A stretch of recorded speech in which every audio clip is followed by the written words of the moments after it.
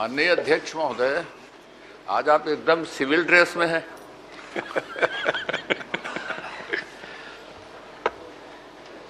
माननीय धर्म कौशिक जी, प्रश्न का। माननीय अध्यक्ष महोदय, मंत्री जी से मैंने पूछा था कि इसमें जो ठेकेदार काम कर रहे हैं और जो अनियमितता की गई है उनके संबंध में किसी प्रकार की जो कितने शिकायतें हैं और उसका आधार क्या है जो नोटिस जारी किया गया है। उसमें मंत्री जी बताए हैं कि 2918 लोगों को नोटिस जारी किया गया है। अब नोटिस जो जारी किया गया है उसमें 2-3 दिए हैं। एक तो कार्य प्रारंभ नहीं हुआ है, दूसरा उसमें है धीमी गति, और तीसरा है अनुपातिक जो कार्य।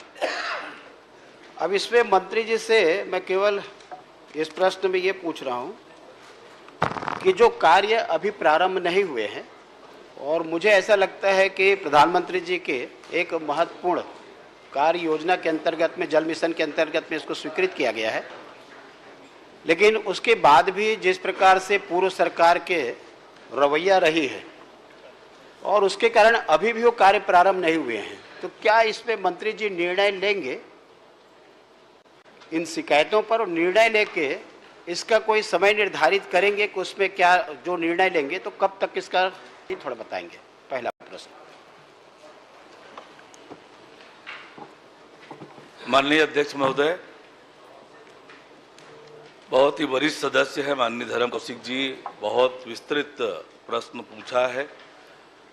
बहुत विस्तार से थाओं के विरुद्ध 2918 नोटिस जारी किए गए।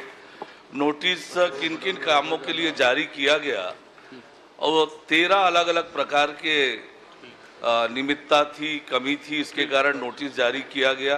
कार्य की धीमी गति होने के कारण, कार्य जारी होने के उपरांत निर्धारित समयावधि में कार्य प्रारंभ नहीं करने के कारण तत्काल कार्य प्रारंभ करने बाबत नोटिस, अनुबंध समयावधि में कार्य पूर्ण नहीं करने के कारण जलागार करने बाबत, वार्षिक टर्नओवर प्रमाण पत्र नियमानुसार नहीं होने पर कूट रचित अनुभव प्रमाण पत्र प्रस्तुत करने के संबंध में, कार्यों की धीमी प्रगति और अमानक स्तर कार्यों के संपादन, ISA संबंधी प्रचार प्रसार में विलंब होने के कारण प्रारंभ करने बाबत, ये 13 अलग अलग बिंदु है जिस आधार पर 2918 नोटिस जारी किए गए। और विगत 2 वर्षों में 72 ठेकेदारों के विरुद्ध 72 शिकायतें प्राप्त हुई। शिकायतों का जांच अलग अलग स्तर पर की गई। जांच में दोषी जो पाए गए संस्था उन पर कार्यवाही की गई। ठेकेदार का अनुबंध निरस्त कर पुनः निविदा आमंत्रित की गई। पाइपलाइन बिछाने हेतु खोदे गए, मरम्मत हेतु निर्देशित किए गए। गुणवत्ता विहीन कार्य को तोड़ने की कार्यवाही की गई। चयनित स्रोत में जल की कमी के कारण नवीन स्रोत निर्माण की कार्यवाही की गई। निविदा निरस्तीकरण एजेंसी को ब्लैक लिस्ट करने की कार्यवाही प्रक्रियाधीन है। एजेंसी को ब्लैक लिस्ट भी किया गया, एजेंसी को डिबार भी किया गया, एजेंसी को अपात्र घोषित किया गया और शिकायत तथ्यहीन आधारहीन पाए जाने के कारण प्रकरण नस्तीबद्ध किया गया। विगत 2 वर्षों में फर्जी दस्तावेज और अनुभव प्रमाण पत्र, अपूर्ण जानकारी के आधार पर निविदा प्राप्त करने वालों संस्थाओं को 26 नोटिस जारी की गई। आगे कार्य पर प्रतिबंध लगाया गया। एजेंसी को ब्लैक लिस्ट भी किया गया है और एजेंसी को 2 वर्ष के लिए डिबार भी किया गया। अलग अलग एजेंसी को निविदा के लिए अपात्र भी घोषित किया गया और कुछ संस्थाओं के लिए जिला जल एवं स्वच्छता समिति द्वारा अनुबंध निरस्त किए जाने की अनुशंसा की है। ये राज्य स्तर पर प्रक्रिया अध्यक्ष महोदय सब कर चुके हैं। अब क्या प्रश्न है? माननीय अध्यक्ष महोदय, ये तो जवाब में मंत्री जी ने दिया है। कितना व्यापक जवाब आया है, संतुष्ट नहीं है?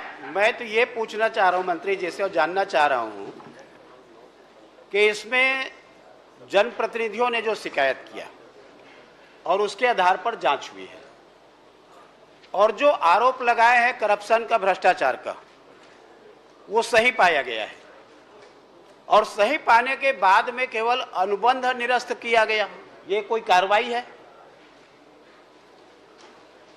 उसके बाद उनको फिर भुगतान किया गया है।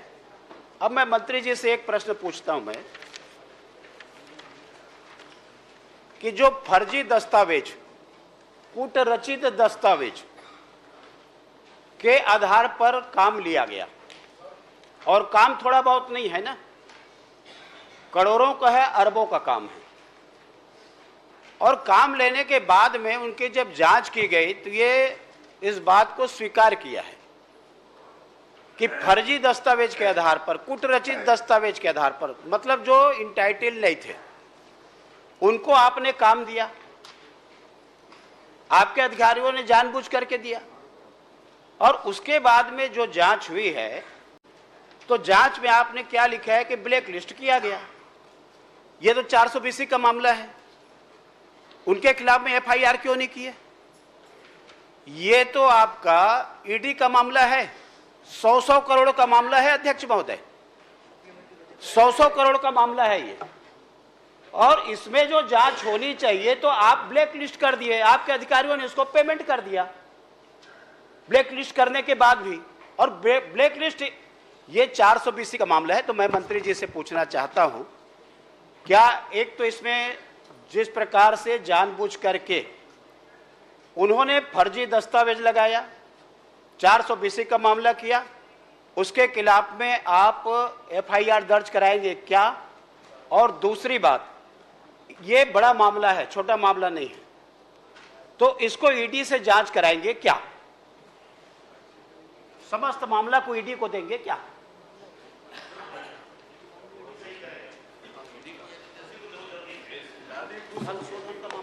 फर्जी जाति प्रमाण पत्र के आधार पर जो अभी कार्यवाही प्रक्रियाधीन है, फर्जी शिकायत, फर्जी दस्तावेज, अनुभव प्रमाण पत्र के आधार पर काम प्राप्त करने की शिकायत प्राप्त हुई जल जीवन मिशन को, उस पर प्रारंभिक इंक्वायरी की गई है। इंक्वायरी करने के बाद जो राज्य स्तरीय उच्च पावर समिति है, उस समिति को अनुशंसा की गई है।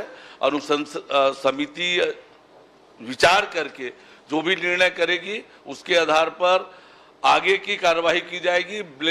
एफआईआर करने की भी अनुशंसा हुई तो निश्चित रूप से एफआईआर करेंगे।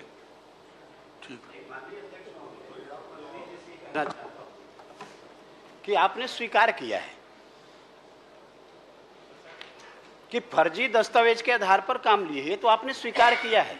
अब स्वीकार करने के बाद में मामला आपका अब अभी का नहीं है, मामला पुराना है, कब तक इसको लंबित रखेंगे? मंत्री जी इसलिए मैं मंत्री जी से आग्रह करना चाहता हूं। मंत्री जी ने बता दिया जांच समिति के रिपोर्ट के आधार पर उनके अनुशंसा पर आगे कार्रवाई होगी। ये तो शिकायत को स्वीकार किए है ना, तो जांच भी तभी तो स्वीकार किए। आप छोटा प्रश्न कर लीजिए ना। और जांच ये तो स्वीकार किए, तो स्वीकार किए तो इनके खिलाफ में वो जो एफआईआर टेंडर है, समूह जल प्रदाय योजना के टेंडर थे, जो राज्य की कमेटी के द्वारा स्वीकृत टेंडर थे।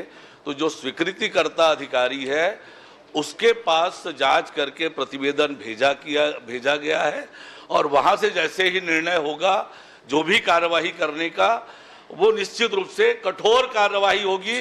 जल जीवन मिशन के काम में कोई भी लापरवाही करेगा, कठोर से कठोर कार्यवाही करने के लिए हमारी सरकार प्रतिबद्ध है। बहुत बहुत बढ़िया। कितना कठोरता से बोले हैं, कठोर कार्रवाई, कितना कठोर बोले हैं, आप समझ नहीं पा रहे हो। नहीं मतलब 20 साल बाद कठोर कार्रवाई। नहीं कठोर, मैं तो ये पूछ रहा हूं कि आप समय बता दे, उसमें 2 महीना बताए, 4 महीना, 6 महीना, जब आपको लगे, साल भर लगे, चलिए सुनिश्चित तो हो। ठीक है, यथाशीघ्र बोल देंगे वो। आप कहां से आ गए? अजय चंद्राकर जी, आप प्रश्न लगाइए ना, प्रश्न लगाइए। माननीय अध्यक्ष महोदय, ये थोड़ा सा प्रश्न शुरू करने को पहले एक स्पष्टीकरण माननीय मंत्री जी से। माननीय मंत्री जी, आपने जो परिशिष्ट मुझे दिया है और प्रगतिरत कामों की सूची दी है, उसमें 212, 213, 214, 215 4 काम ऐसे हैं जिसमें आपने लिखा है कि यह 100% पूरा हो गया है, और उसको प्रगतिरत लिखे तो 110-20% जाएगा। वो काम क्या होगा? वो ये मेरे को समझ में नहीं आ रहा है। ये समझ में आए तो इसमें कुछ पूछो। 100% पूरा लिखा है और प्रगतिरत भी लिखा है। परिशिष्ट में नंबर बता दिया आपको 212, 213, 214, 215। प्रतिशत में काम 100% पूरा है और स्थिति में प्रगतिरत लिखा है। महोदय, ये प्रश्न नहीं भाई, पहले इसको स्पष्ट कर दीजिए क्या है, फिर प्रश्न करूंगा उसके आधार पर। बैठ जाइए ना, आप सुन लीजिए।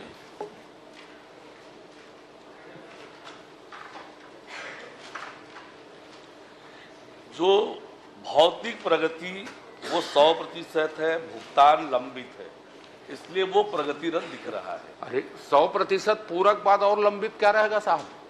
मैंने नई चीज भुगतान नहीं हुआ है, हिसाब किताब नहीं हुआ है माननीय अध्यक्ष नहीं, महोदय। भौतिक प्रगति नहीं, आपने भौतिक प्रगति लिखा है, हिसाब किताब नहीं लिखा। आप कॉलम को ही पढ़ रहा हूं भाई।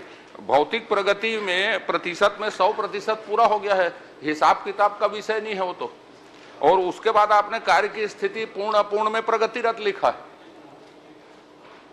देखिए, जो मूल काम है वो पूरा हो गया है, अतिरिक्त काम की आवश्यकता है, इसलिए प्रगतिरत दिखा रहा है। तो और इसीलिए राशि भी बची इसी हुई में है। पहले पूछ लेता हूं कौन कौन सा अतिरिक्त काम कर रहे हैं। 212, 213, 214, 15 में इसी को बता दीजिए, फिर आगे बढ़ूंगा। जी, इसी को बता दीजिए अतिरिक्त काम आप कौन कौन सा ले रहे हैं और जिसके कारण वो प्रगतिरत बताया जा रहा है, उसको बता दीजिए, फिर मैं दूसरा प्रश्न करता हूं। उपलब्ध करा दूंगा वो जानकारी आपको। माननीय अध्यक्ष महोदय, फिर मैं प्रश्न, एक बात आप जांच कीजिएगा, आश्वासन समिति किसी भी से साल भर में या इससे पहले 5 साल में माननीय मंत्रीगण में से किसी ने कहा उपलब्ध करवा दूंगा, तो किसी भी सदस्यों से पूछ लीजिए उपलब्ध हुआ है क्या? उपलब्ध हुआ है क्या? किसी भी माननीय सदस्य से पूछ लीजिए। तो ये उपलब्ध में भी आश्वासन बनता है तो उसकी अवधि होनी चाहिए। प्रश्न में आ जाइए, समझ गया मैं प्रश्न कर लेता हूं। माननीय अध्यक्ष महोदय, मैं प्रश्न का मैं पूछा है, वो प्रिंटेड है, मैं उसमें यह जानना चाहता हूं कि कितने कार्य की पुनरीक्षित स्वीकृति, कितनी बार पुनरीक्षित स्वीकृति हुई? जो भी कार्य आपने किए उसके कितनी बार पुनरीक्षित स्वीकृति हुई? कौन कौन से कार्यों की हुई? कितने कार्यों की पुनरीक्षित स्वीकृति हुई? कितनी बार? और माननीय अध्यक्ष महोदय, मैं एक बार प्रश्न आपके सामने, सदन के सामने पढ़ता हूं। स्मार्ट सिटी परियोजना रायपुर के अंतर्गत वित्तीय वर्ष 2019-20 से 24-25 तक कौन कौन से कार्य लिए, किन किन मदों में कितनी कितनी राशि की स्वीकृति हुई, इसमें कितने कार्य पूर्ण, अपूर्ण व निरस्त हुए, वर्तमान में इसकी वित्तीय और भौतिक स्थिति क्या है? विस्तार से इसका उत्तर माननीय अध्यक्ष महोदय, माननीय सदस्य महोदय को उपलब्ध कराया है। माननीय महोदय, अवधि में माननीय महोदय, मैं विस्तार से पढ़ा हूं, पूरे विस्तार से। जो आपने काम करवाया है, जो जितने काम आपने करवाए, मैं बहुत संक्षिप्त पूछता हूं, मेरे गोल गोल घुमाने का आदत नहीं है। कितने कार्यों की कितनी बार पुनरीक्षित स्वीकृति आपने दी? मूल मसला यहीं पर है माननीय, आपके कितनी बार कितने कार्यों की पुनरीक्षित स्वीकृति? इसको भी बाद में दे देंगे तो मैं आगे बढ़ जाऊंगा। इसको भी बाद में यदि आप देंगे तो आगे बढ़ जाऊंगा, कोई प्रेस्टिजियस नहीं है मेरे लिए। 230 में 56 कार्यों की पुनरीक्षित स्वीकृति दी गई है। 56 कितनी बार? कितनी बार?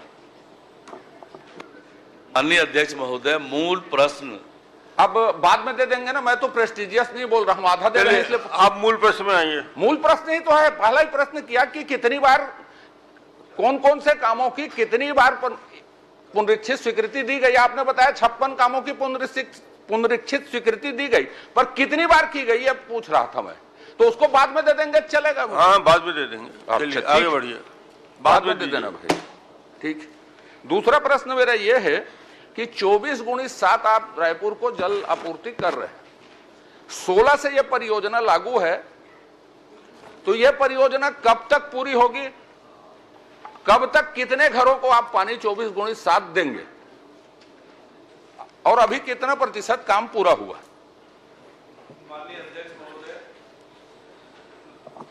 24/7 जल आपूर्ति योजना 2016 में शामिल है स्मार्ट सिटी प्लान के अंतर्गत, और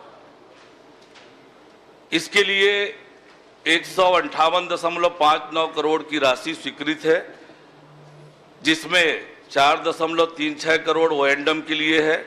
कार्य आदेश 31/3/2022 को जारी किया गया है। आज की तिथि में 109.61 करोड़ रुपए व्यय हुआ है। 90% कार्य पूर्ण हुआ है और कार्य प्रारंभ होने के बाद भौतिक रूप से कार्य प्रारंभ करने पर पाइप की लंबाई प्रारंभिक रूप से 162.30। सर, मैं उतना डिटेल पूछा ही नहीं हूं। मैंने ये पूछा है कब पूरा होगा, कब तक आप 24x7 मार्च 2025 तक पूरा कर लेंगे। माननीय अध्यक्ष महोदय, चलिए मैं एक प्रश्न कर लेता हूं, फिर पूछूंगा। ठीक है, मार्च तक आप देंगे, ठीक है। दूसरा प्रश्न कर रहा हूं माननीय मंत्री जी,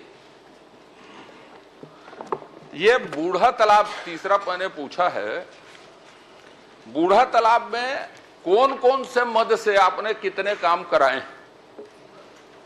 और सबकी एजेंसी स्मार्ट सिटी थी, नगर निगम थी, कौन था? और कितने कार्य पूरे अधूरे हैं और कितने बंद हैं, चालू हैं? बूढ़ा तालाब, जिसे स्वामी विवेकानंद परिसर भी करते हैं, इसमें 30 कार्य स्वीकृत हुए थे 35.07 करोड़ रुपए के। 30 में से 29 कार्य पूर्ण कर लिए गए हैं। एक काम माननीय उच्च न्यायालय के आदेश पर फोरक्लोज किया गया और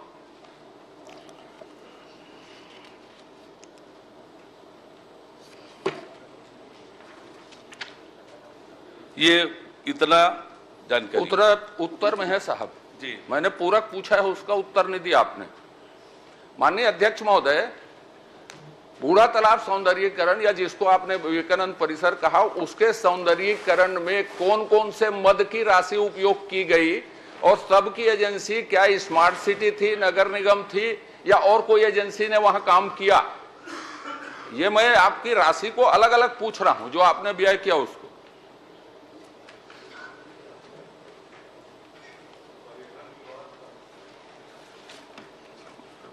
बूढ़ा तालाब की पूरी काम स्मार्ट सिटी प्रोजेक्ट से ही हुए हैं और स्मार्ट सिटी प्रोजेक्ट से पूरा करने के बाद 19/12/2023 को सर इंटरप्शन, कौन कौन से मद का उपयोग बूढ़ा तालाब, कौन कौन से मद का उपयोग बूढ़ा तालाब में किया गया और क्या सबकी एजेंसी स्मार्ट सिटी थी, नगर निगम थी, कौन थी, ये पूछ रहा हूं। कौन कौन से मद, कि सिर्फ स्मार्ट सिटी मद कि और कोई दूसरे मद?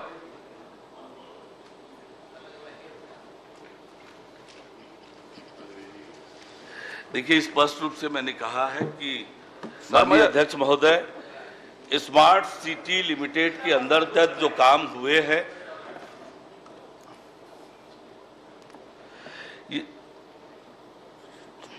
मद नहीं बता सकते तो उसको रहने दीजिए। मैं आगे आखिरी प्रश्न कर लेता हूं। मैं आपको स्पष्ट कर देता हूं, उत्तर में स्पष्ट किया हुआ है। 30 कार्यों में से 11 काम रायपुर नगर निगम जोन क्रमांक 4 के द्वारा, शेष कार्य स्मार्ट सिटी। मद पूछ रहा हूं सर, मद कौन कौन से मद को बूढ़ा तालाब में आपने व्यय किया है? कौन कौन से मद का? अरे पर्यटन मंडल का किया होगा, निगम का किया होगा, स्मार्ट सिटी का किया होगा, 15वां वित्त आयोग का किया होगा, संरचना किया होगा। सारे मद स्मार्ट सिटी प्रोजेक्ट के ही है। माननीय अध्यक्ष महोदय, मैं ये बता रहा हूं आपको, उसमें विभिन्न मदों का उपयोग हुआ है। पर्यटन मंडल की राशि का भी उपयोग हुआ है, पर्यटन स्मार्ट सिटी का भी उपयोग हुआ है, निगम की राशि का भी उपयोग हुआ है, कई राशियों का उपयोग हुआ है। यही तो मुख्य विषय है। क्या अब आपके ऊपर छोड़ता हूं, जांच कराएंगे कि नहीं कराएंगे उसको, क्योंकि मेरे पास जो दस्तावेज हैं, जितने काम बताए हैं पूरे, वो सब अधूरे, लेकिन अलग अलग दस्तावेज हैं, उसको मैं समय में प्रस्तुत करूंगा, बात की बात है। लेकिन मैं ये बता रहा हूं, आपने सारे काम पूरे हैं बताए हैं। क्या कोई आपका अधिकारी, आपका सचिव या आप काम पूरे हो गए हैं? मैं नरैया तालाब बता देता हूं, मटन मार्केट बता देता हूं, महाराजबंद बता देता हूं, और ऐसे श्रृंखला बता दूंगा जो अधूरे पड़े हैं जिसको आपने पूरा कहा है। क्या उसका निरीक्षण करवाएंगे मेरे साथ? मैं अभी कोई भी भ्रष्टाचार, करप्शन, इधर उधर के शब्द नहीं बोला हूं। जो आप पूरे बोल रहे हैं उसका क्या, मेरे जो स्थल पूरे बोल रहे हैं मेरे सामने में, या मेरे को छोड़ दीजिए, रायपुर शहर के विधायकों के सामने जांच करवाएंगे क्या उसको कि पूरा हो गया? प्रश्न हो गया ना, जो भी जवाब आएगा। बस आखिरी। माननीय अध्यक्ष महोदय, रायपुर स्मार्ट सिटी से संबंध में ये प्रश्न पूछा है और स्मार्ट सिटी ने ये काम करने के बाद 19/12/2023 को टूरिज्म बोर्ड को हैंडओवर किया है, जिसका संचालन संधारण तब से 20/12/2023 से टूरिज्म बोर्ड द्वारा किया जा रहा है। मैं पूछा दूसरी चीज हूं भाई साहब, माननीय अध्यक्ष जी, मैंने ये पूछा है कि आपने काम को सबको पूरा बताया है। मैं कह रहा हूं स्मार्ट सिटी के अधिकांश काम अधूरे पड़े हैं, उसको मेरे सामने मत करवाइए। अधूरे काम को दिखवा लेंगे। नहीं, दिखवाना नहीं है, वो कह रहे हैं पूरे हो गए, मैं बोल रहा हूं पूरे नहीं हुए, वही तो देखेंगे वो। तो क्या इसकी जांच, इसका परीक्षण मेरे सामने या रायपुर शहर के चारों विधायकों के सामने करवाएंगे क्या? ये कह रहा हूं। चलिए, ठीक है, निश्चित रूप से कामों का परीक्षण करा ले। चलिए राजेश जी, एक प्रश्न छोटा सा। नहीं, ये कब तक साहब आश्वासन में समय सीमा आ जाए ना, वो इंडेफिनिट रहता है। आपके पहले सत्र के आश्वासन समिति देख लीजिए, अधूरे पड़े, तो आश्वासन की समय सीमा निर्धारित होनी चाहिए। शीघ्र बोल दिए। माननीय अध्यक्ष महोदय, आपसे निवेदन है, कोई समय सीमा निर्धारित कर दीजिए, नहीं पूरा हो जाएगा। ये निर्माण कार्य चल रहे हैं, आज विधानसभा चल रही, 3 महीने में, 15 दिन में, 20 दिन में एजेंसियां जिस स्तर में काम है उसमें पूरे हो जाएंगे अनिश्चित, इंडेफिनिट में। उसका कोई मतलब नहीं होगा, इंडेफिनिट दिखवा लेंगे का। माननीय अध्यक्ष महोदय, मैंने माननीय उप मुख्यमंत्री से छोटा सा संक्षिप्त प्रश्न करिए बस। उसमें एक ही प्रश्न इतना है कि बूढ़ा तालाब में 3 एजेंसी काम की है। जब स्मार्ट सिटी ने काम करे, हमने कंप्लीट कर लिया, तो मैं आपके संज्ञान में और आपके माध्यम से खाली इतनी जानकारी चाहता हूं कि 6 करोड़ का फुवारा लगा, वो आज तक चालू क्यों नहीं हो पाया? और जब वो चालू नहीं हो पाया तो किस आधार पर? जो पूर्व एजेंसी काम की थी अध्यक्ष महोदय, ये सबसे बड़ा प्रश्न है कि उसके अंदर पर्यटन मंडल पहले काम किया, नगर निगम काम किया, और उसी में स्मार्ट सिटी भी काम की। यानी एक तालाब के अंदर क्या सिर्फ एक काम को लेकर के क्या उसकी जांच उच्च स्तरीय कराएंगे? वो तीनों एजेंसी ने कौन कौन से काम किए हैं स्पेसिफिक, क्या उन अधिकारियों ने अगर उस पर लिपापोती की तो क्या उनके खिलाफ कार्रवाई की जाएगी? एक छोटा सा संक्षिप्त प्रश्न। दूसरा, वो जो पहला हो गया, लगा, पहला जवाब आने दो, हो गया।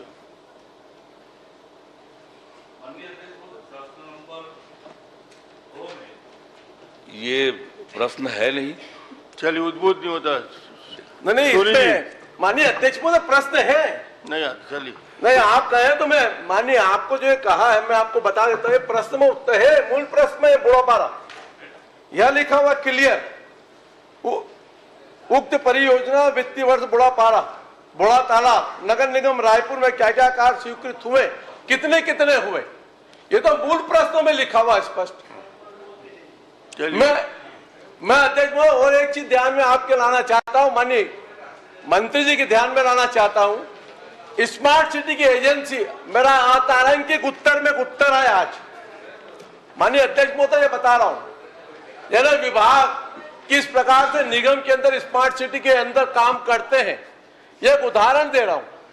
मैंने पूछा माननीय अध्यक्ष महोदय, और मेरा तारांकिक प्रश्न के उत्तर में दिया, इसका मैं उत्तर आपको पढ़ के बता रहा हूं। यह मैंने आज पूछा था, इतना डिटेल नहीं होता भाई प्रश्न में। क्या नगर निगम ने स्मार्ट सिटी ने कोई एजेंसी तय की? मैंने उसके अंदर खारिज कर दिया, कोई नहीं किया। और यह नोटशीट इनकी स्पष्ट है, जिसके अंदर इतने अधिकारी वहां कार्यरत हैं और जिनको करोड़ों रुपया पेमेंट हो रहा है। अब उत्तर में यह मेरे को विभाग नकार दिया, और यही विभाग माननीय अजय चंद्राकर जी के उत्तर में कह रहा हाँ एजेंसी है, किसको सही मानूं अध्यक्ष महोदय, यही इतना ही कहना है बस। ठीक, सुनील जी कुछ बोलना है, छोटा प्रश्न एकदम। धन्यवाद अध्यक्ष जी। सबसे पहले तो मैं मुख्यमंत्री जी और मंत्री जी को धन्यवाद और बधाई दूंगा। 5 साल तक के जो नगर पंचायत, नगर पालिका, नगर निगम की जो हालत थी, टोटी लगाने को पैसा नहीं था। मेरी ये पीड़ा है एकमात्र, क्योंकि 2 बार महापौर। पीड़ा बाद में बताना। मैं प्रश्न कर रहा हूँ। प्रश्न करिए अध्यक्ष जी, मैं प्रश्न कर रहा हूँ कि ये अनियमितताओं का भंडार जो है वो हमारी सरकार को मिला है, क्योंकि भारत सरकार की स्टैंडिंग कमेटी का मैं सदस्य था। इसकी जांच चल रही है और पूर्व सरकार ने पूरा पैसा स्मार्ट सिटी का सैकड़ों करोड़ रुपया केवल लूटने का काम किया। जो केंद्र सरकार के मापदंड थे उस मापदंड पे एक भी काम नहीं किया। आज प्रश्न ये है मेरा कि इसका जांच होना चाहिए। चलिए, क्योंकि हमारी सरकार जो है जांच कराएंगे क्या? से काम कर रही है, इसका पूरा जांच होगा। चलिए, हो गया, तो प्रश्न सारी हो गया। चीजें सामने आ जाएंगी। जांच तो कराए, घोषणा ही कर दी है मंत्री जी, जांच कराएंगे। प्रश्न 3 फूल सिंह राठिया। चूंकि यह निर्माण कार्य के विषय हैं, 8 दिन, 15 दिन, 2 महीने, 3 महीने में पूरे हो जाएंगे या पूरे करवाने की कोशिश होगी। जो आश्वासन दिया है उसको समय सीमा में निगमित आप कर दीजिए, आपकी से प्रार्थना। चलिए, ठीक है, उसके लिए समय सीमा निर्धारित कर दीजिएगा। फूल सिंह राठिया जी। माननीय अध्यक्ष महोदय, उद्योग मंत्री बताने की कृपा करें। कोरबा जिला बाल्को में भारत एल्युमिनियम लिमिटेड कंपनी कितने रोजगार दिए हैं और छत्तीसगढ़ का कितने रोजगार कर्मचारी है और बाहर का कितने कर्मचारी, मैं जानना चाहता हूं अध्यक्ष महोदय।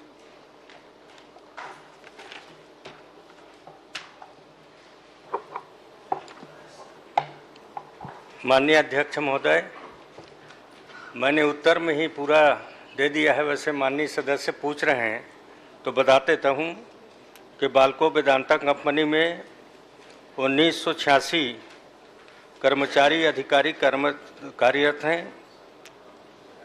607 छत्तीसगढ़ राज्य के बाहर से हैं और 505 मूल निवासी को रोजगार उपलब्ध कराया गया है।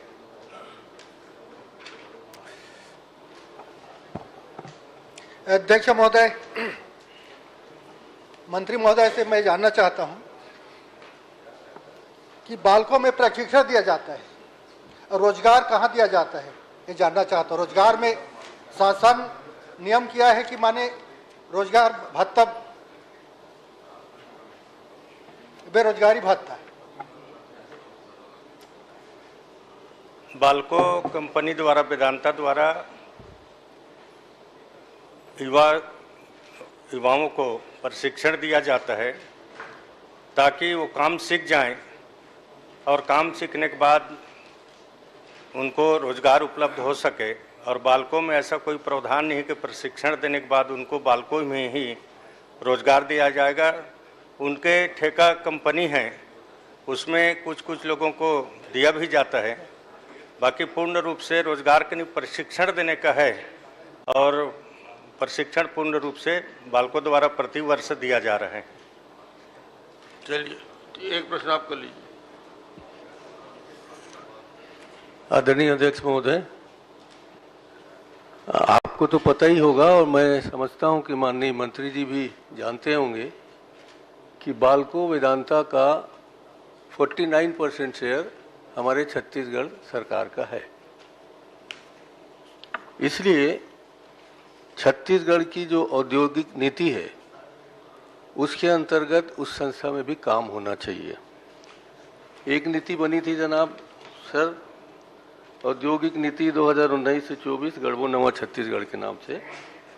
उसमें यह था कि इस औद्योगिक नीति के अंतर्गत घोषित किए गए औद्योगिक निवेश प्रोत्साहन प्राप्त करने के लिए उद्यम में स्थायी नियोजन में अकुशल कर्मचारियों के मामले में न्यूनतम 100% कुशल कर्मचारियों के मामले में न्यूनतम 70% तथा प्रशासकीय प्रबंधकीय कर्मचारियों के मामले में 40% रोजगार उपलब्ध कराना अनिवार्य होगा। अध्यक्ष महोदय, इसी को अभी माननीय साहब की सरकार ने 4 नवंबर को जो जारी किया है, उसमें 12.19 पर यही है कि औद्योगिक विकास नीति 24 से जो 30 तक के अंतर्गत घोषित किए गए औद्योगिक निवेश कुशल कर्मचारियों श्रमिकों के मामले में 100%, कुशल कर्मचारियों के मामले में 70% तथा प्रशासकीय और प्रबंधकीय कर्मचारियों के मामले में 40%। तो मैं मंत्री जी से जानना चाहता हूं, वो भी कोरबा के निवासी हैं और माननीय प्रश्न पूछने वाले विधायक भी कोरबा के ही उस विधानसभा क्षेत्र से आते हैं जहां बालको लगा हुआ है। तो ऐसे स्थान में जहां मंत्री जी संरक्षण नहीं देंगे तो हमारे युवाओं को रोजगार कैसे मिलेगा? और जिस प्रकार से आपने अभी कहा कि बेरोजगारी भत्ता नहीं दिया जाता, तो ऐसे नियमों में संशोधन किया जा सकता है। इसके बारे में माननीय मंत्री जी का क्या कहना है, मैं जानना चाहता हूँ। माननीय अध्यक्ष महोदय, माननीय नेता प्रतिपक्ष ने कहा कि 100% अकुशल, 70% कुशल और 40% मैनेजमेंट का जो रहता है वो अधिनियम है 2019-24 के भी औद्योगिक विकास नीति में है, और अभी 2024-2030 विकास नीति बना, उसमें भी नियम किए हैं। और चूंकि जो बालको वेदांता की बात हो रही है, मेरा ही विधानसभा अंतर्गत वो कंपनी है। अब उस कंपनी के बारे में आप सब लोगों को मालूम है। बाकी बालको वेदांता को हम लोग सब्सिडी नहीं देते, अनुदान नहीं देते, इस कारण से कई उसमें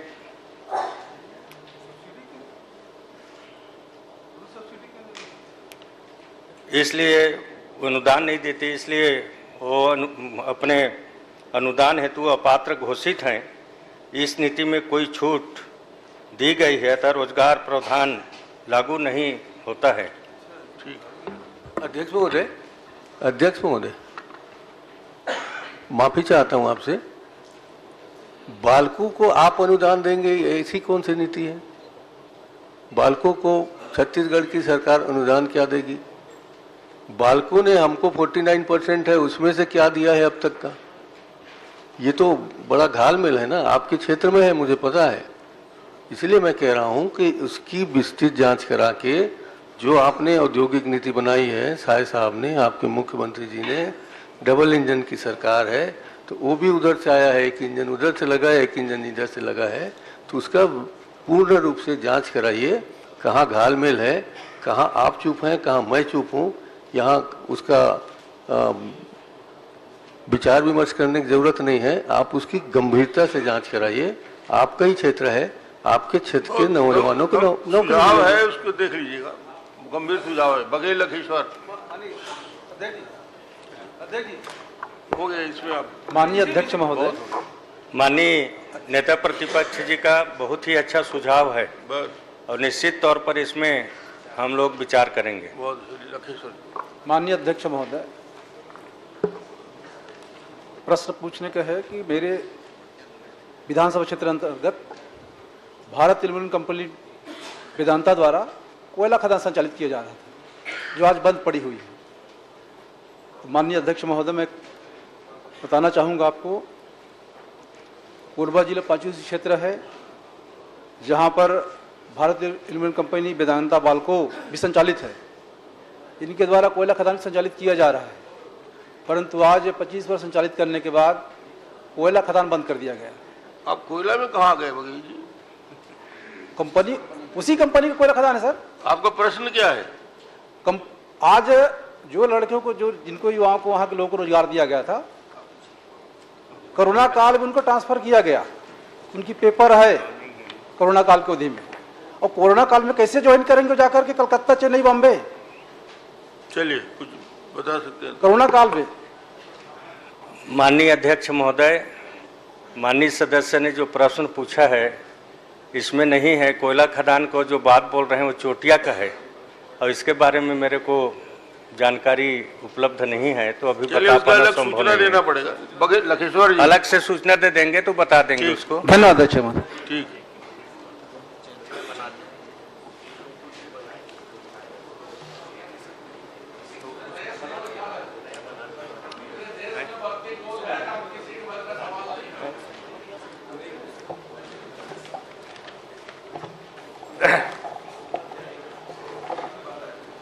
अध्यक्ष महोदय, बस्तर जिला के शासकीय उचित मूल्य दुकानों की खाद्य सामग्री वितरण गड़बड़ी के संबंध में था।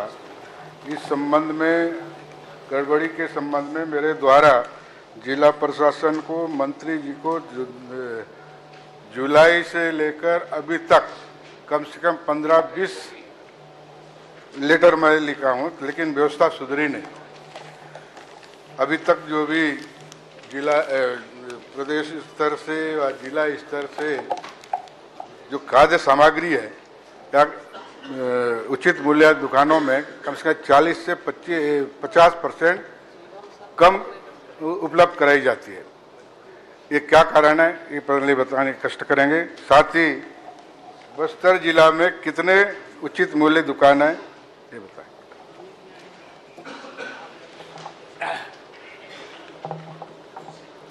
माननीय अध्यक्ष महोदय, विधायक जी का बस्तर जिला के संबंध में शिकायत मिला है, कलेक्टर साहब के माध्यम से भी मिला है।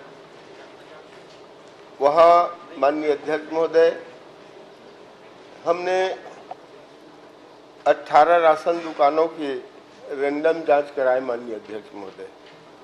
उस 18 दुकान में 17 राशन दुकान में गड़बड़ी नहीं मिला है अध्यक्ष महोदय। एक राशन दुकान जो आडावाल है में शिकायत सही पाई गई है। उस शिकायत के आधार पर माननीय अध्यक्ष महोदय 13/12/24 को अनुभागीय अधिकारी बस्तर के द्वारा दुकान को निलंबित किया गया है अध्यक्ष महोदय, और उस राशन दुकान को करमरी ग्राम पंचायत में अटैच किया गया है। और इसके साथ ही साथ बस्तर जिला में अप्रैल 2024 से नवंबर 2024 के दौरान 15 अन्य शिकायत प्राप्त हुई है अध्यक्ष महोदय, जिसमें 14 शिकायत सही पाई गई और एक शिकायत उसमें गलत मिला है। एक 14 जो राशन दुकान में जांच हुआ है अध्यक्ष महोदय, उसमें 3 राशन दुकान का आवंटन निरस्त किया गया है अध्यक्ष महोदय, और 3 राशन दुकान का आवंटन निलंबित किया गया है, और 8 दुकानों को एसडीएम कोर्ट से नोटिस जारी हुआ है माननीय अध्यक्ष महोदय। अध्यक्ष महोदय, मैं ये भी क्वेश्चन किया था कि कितने राशन दुकान है बस्तर जिले में?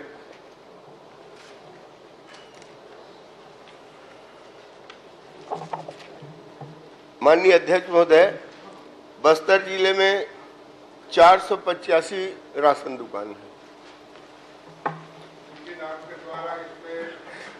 ये कि बस्तर में 32, जगदलपुर में 231, बोकावान में 131, इस प्रकार 979 दुकान अतिरिक्त आवंटन मांग की गई है, ऐसा उल्लेख किया है। एक शंकास्पद आंकड़ा है। माननीय अध्यक्ष महोदय, जो नाम दिया है उसमें चावल का आवंटन राशन दुकान वाले लोग मांग किए, तो जिला को अधिकार है फूड इंस्पेक्टर के माध्यम से अगर राशन दुकान वाले चावल की मांग करते तो दिया जाए वो। लेकिन मैं ये भी उत्तर नहीं आया मेरे से कि राज्य स्तर से बस्तर जिला में कम राशन भेजी जाती है क्या? फिर ये बता दीजिए कम राशन का। माननीय अध्यक्ष महोदय, राशन कम नहीं जाता है, लेकिन जो निर्धारित मांग के अनुसार क्यों उपलब्ध नहीं कराई जाती? माननीय अध्यक्ष महोदय, ये जो राशन कम का जो बात है अध्यक्ष महोदय, उसमें 2 महीना पूर्व को लिया जाता है माननीय अध्यक्ष महोदय। 2 महीने पहले का जो राशन वह बचा रहता है उसको कटौती करके भेजा जाता है। ये आप ही लोगों को कार्यकाल का है नियम। ले रहे हैं, लेकिन हर महीना प्रत्येक दुकान में 50% राशन बिक जाती है। अतिरिक्त मांग की जाती है, समय पे उपलब्ध नहीं कराई जाती। अगर समय पे उपलब्ध नहीं होगा, दूसरे महीना में आप उपलब्ध कराएंगे तो फिंगर कैसे लेंगे? वो तो आपका मशीन लोड ही नहीं लेता है। भारी अनियमितता है, थोड़ा इसमें सीरियस लीजिए। हम लोग इस बार बार अवगत करा रहा हूं मैं, ऐसी पूरा प्रदेश की स्थिति है, इसकी गंभीरता विभाग ले नहीं रही है। मेरा मनसा ये है कि व्यवस्था सुधरे। हम लोग क्वेश्चन करते हैं कि हकीकत हम लोग व्यवस्था को सुधारेंगे क्या बस्तर में? जी हाँ, ठीक पूरा है, आप बोले व्यवस्था सुधारेंगे माननीय अध्यक्ष जी। दो तीन व्यवस्था और कवासी पूछ रहे हैं प्रश्न। नहीं, ये आपके जो मशीन है, जो वितरण मशीन उपलब्ध कराई, कब खरीदी गई थी और कितने लागत की? वो बार बार मशीन खराब हो रही है। हर महीना 8-10 दिन अब मशीन बनाने में लग जाती है, तो उस संबंध में थोड़ा बताइएगा। जहाँ भी मशीन खराब है उसको बदल देंगे माननीय अध्यक्ष। चलो, मशीन अच्छा लग रही है। जहाँ भी माननीय नहीं, उत्तर में नहीं है। जहाँ भी का शिकायत है बता दीजिए, हम उसको। लेकिन साथ साथ राशन दुकानों में कमीशन समय पर वितरण नहीं होता। बारदाना का वितरण पैसा अभी तक मिला नहीं है, 2-2, 3-3 सालों से। वो वितरक कैसे चलाएंगे? कमीशन समय पे नहीं देते हो, उसके बाद उसको चोरी करने में मजबूर कर देते हो आप लोग। समय पे वितरण हो जाए, समय पे सब कुछ हो जाए, तब तो होगा, व्यवस्था सुधरेगी। तो इसलिए राशन वितरण में भारी अनियमितता है, अव्यवस्था है, उसको विभाग गंभीरता से, मेरा निवेदन है विभाग से, आपसे इस संबंध में आप थोड़ा विचार करिए, जमीनी स्तर पे भेजिए, ये मेरा मांग है। चलिए, गंभीरता से उस पर कार्रवाई करिए। कवासी जी, इसी में कि आपका प्रश्न आ गया है? आप अपने प्रश्न में आ जाइए, इसका जवाब आ गया। माननीय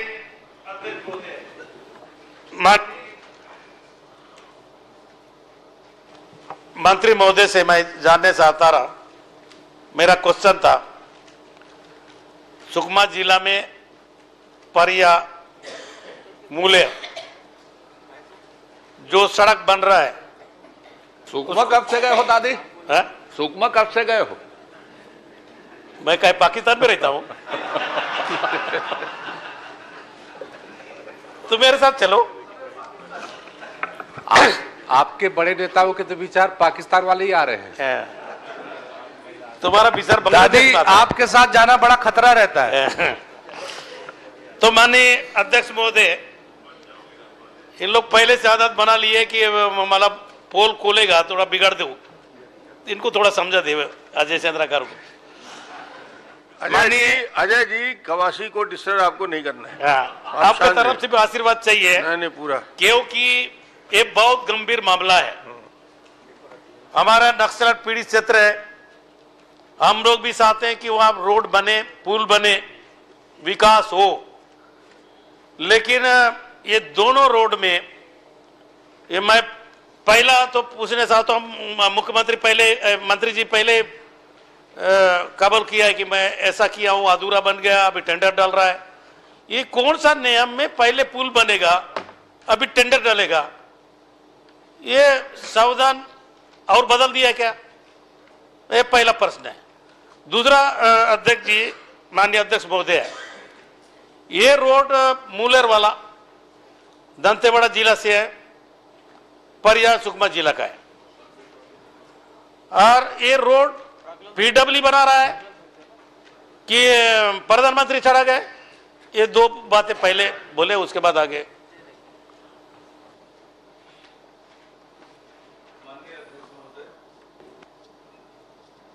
दो स्थान है, परिया जो सुकमा राजस्व जिले में आता है, और मुलेर नाला जो कि दंतेवाड़ा जिला में आता है, पर डिवीजन सुकमा है लोक निर्माण विभाग के हिसाब से। परिया और मुलेर में कैंप है सुरक्षा बलों का। मई के महीने में वहां पर पुल निर्माण की आवश्यकता जिला प्रशासन ने महसूस किया कि बरसात में हमारे सुरक्षा बल के जवान हैं, उनकी सामग्री, खाद्य सामग्री आने जाने में दिक्कत ना हो, तो 2 पुल निर्माण करने के लिए लोक निर्माण विभाग को निर्देशित किया कि हम प्रशासकीय स्वीकृति बाकी कर देंगे, काम ये पुल का निर्माण करा लो बरसात से पहले। लोकसभा का आचार संहिता प्रचलनशील था और वो काम 5/5/2024 को काम प्रारंभ किया गया और शिकायत हुई तो वो काम रोक दिया गया। कोई भुगतान उस पर से नहीं हुआ है। आज उन दोनों पुलियों का निविदा आज खोली जानी है। निविदा में जो एजेंसी निर्धारित होगी उसके हिसाब से इन दोनों पुलियों का निर्माण किया जाएगा। डब्ल्यू वाला है कि प्रधानमंत्री वाला है?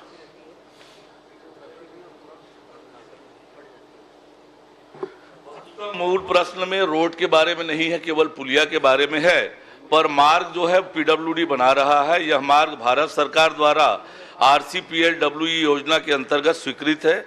दोनों पुलियों के निर्माण की स्वीकृति कलेक्टर द्वारा दी गई थी पूर्व में।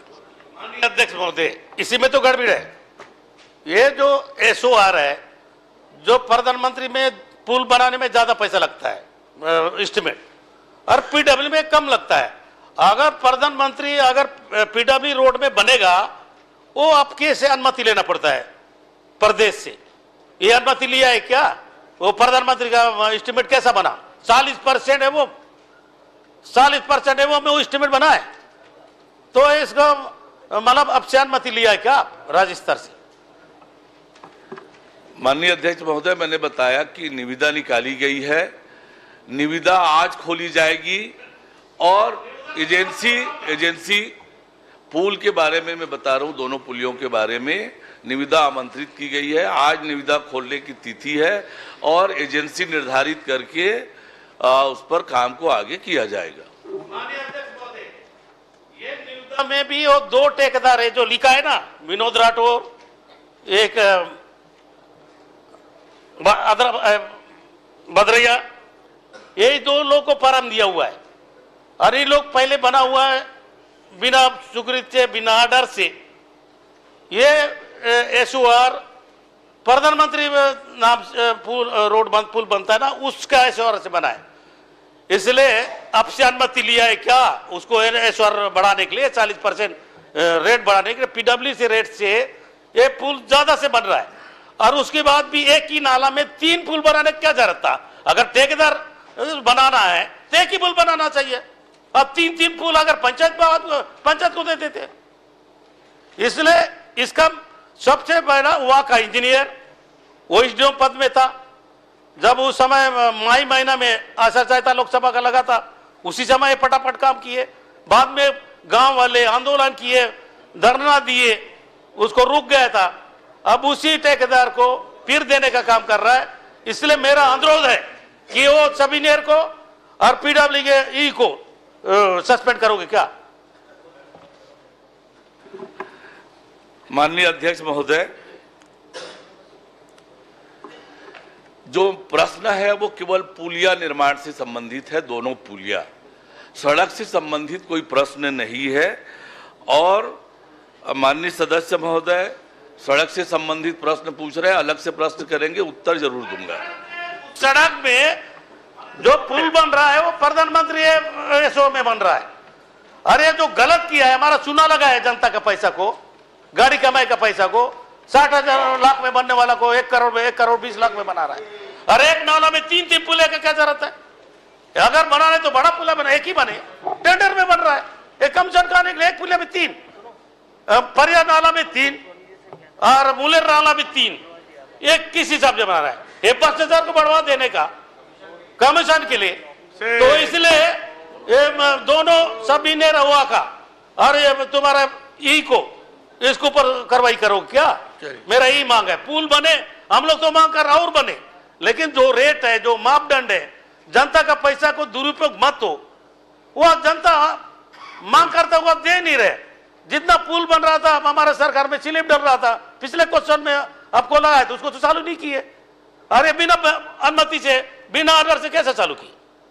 तो वो चालू करने वाला चुपचाप से बड़ा है क्या? सरकार से बड़ा होता है क्या? सभी ने वो एसडीएम पद में रहा उस समय जो प्रकरण बनाया। इसलिए मेरा एक ही उद्देश्य है कि वो दोनों अधिकारी को कार्रवाई करोगे क्या, सस्पेंड करोगे क्या? पुल बना, हमको कोई दिक्कत नहीं। अगर आखिरी में फिर बोलूंगा कि बस। माननीय अध्यक्ष महोदय, प्रश्न दो पुल के निर्माण से संबंधित है, दो पुल के निर्माण से संबंधित है। सड़क निर्माण के संबंध में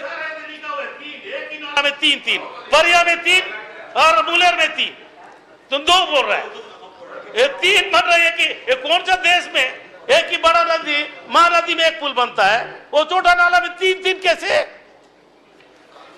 माननीय अध्यक्ष महोदय, इस तरह की किसी तरह की कोई अनियमितता होगी, माननीय सदस्य मुझे दे देंगे, मैं निश्चित रूप से उसे दिखवा लूंगा। नहीं सर, चलिए एक मिनट। हाँ, माननीय अध्यक्ष महोदय, बहुत ही गंभीर प्रश्न है और माननीय मंत्री जी ने स्वीकार किया है कि पुल बन गया है, टेंडर आज खुला है। दूसरा, मंत्री जी ने यह भी स्वीकार कर लिया कि आदर्श आचार संहिता लागू था, उस समय इसकी स्वीकृति करके काम कराया गया। तो 2 बड़ी बातें हैं और यहाँ न राज्य सरकार से अनुमति है, न इसका और कोई प्रक्रिया हुआ है। तो ये माननीय सदस्य के यही मांग है कि जो संबंधित अधिकारी है उसके खिलाफ आप दंडात्मक कार्रवाई करेंगे क्या?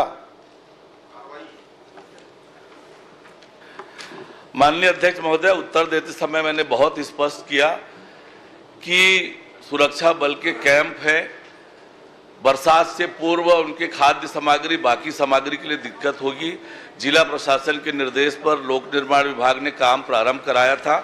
एक में केवल 1 नग स्लेब का निर्माण हुआ है और दूसरे में सुपर स्ट्रक्चर का कार्य पूर्ण हुआ है, पर 1 रुपए का भी कोई भुगतान उस कामों का नहीं हुआ है।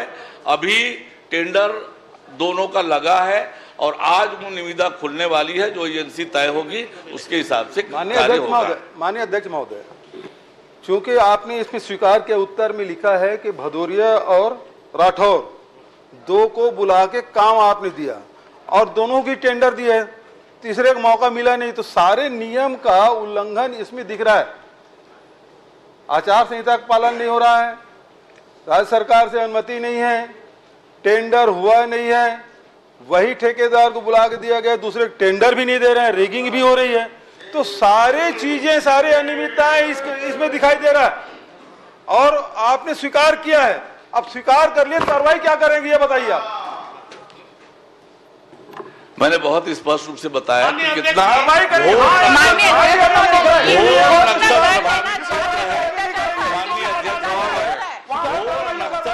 क्षेत्र है, सुरक्षा बलों के आवश्यकता को ध्यान में रखते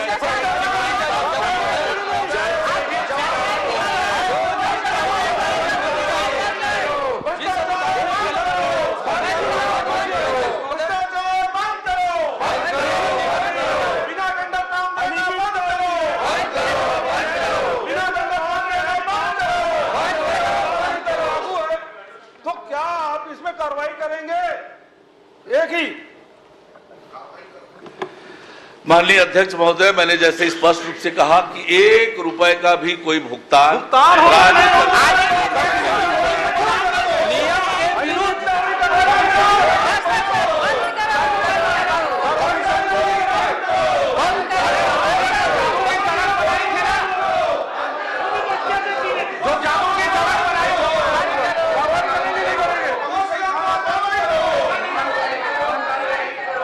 इसमें कार्रवाई होगी जब आपके संज्ञान में सब कुछ आ गया है।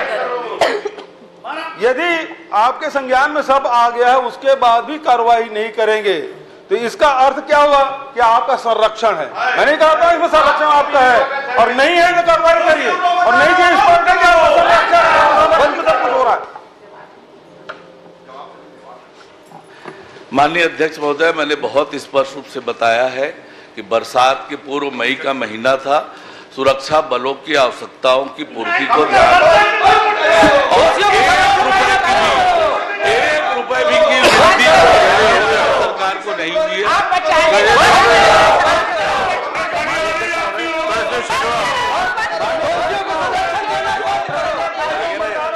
अब तो यह स्पष्ट है अरुण साहब, कार्रवाई करो।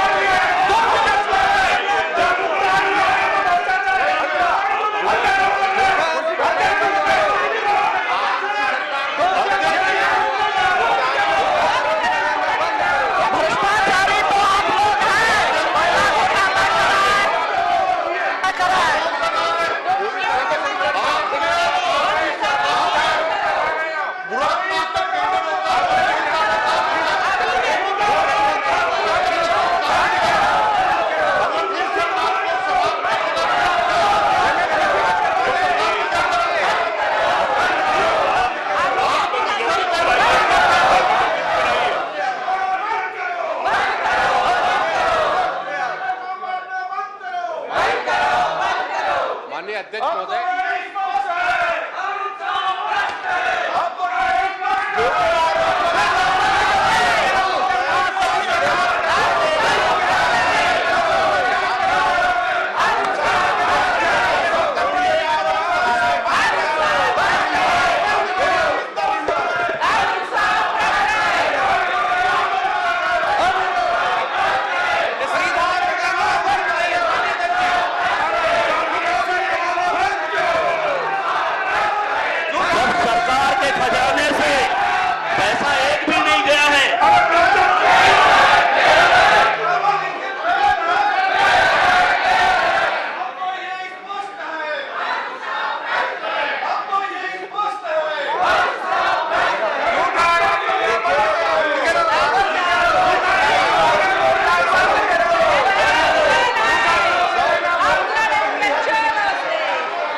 माफी मांगो।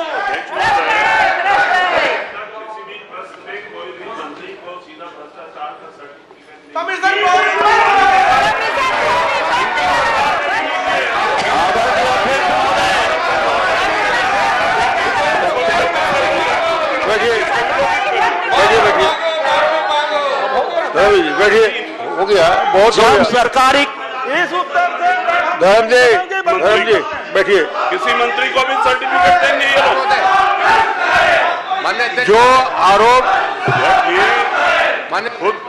जो आरोप लगाए गए थे, लोग दूसरों को भ्रष्टाचार का सर्टिफिकेट दे रहे हैं। धर्म जी, ऐसा प्रश्नकाल में कभी हुआ नहीं है। मेरी बात सुन लीजिए। विपक्ष की तरफ से भ्रष्टाचार का सर्टिफिकेट, मेरी बात सुन लीजिए। जो भ्रष्टाचार के आरोप के नारेबाजी हुए थे उसको मैंने विलोपित कर दिया है। प्रश्नकाल समाप्त।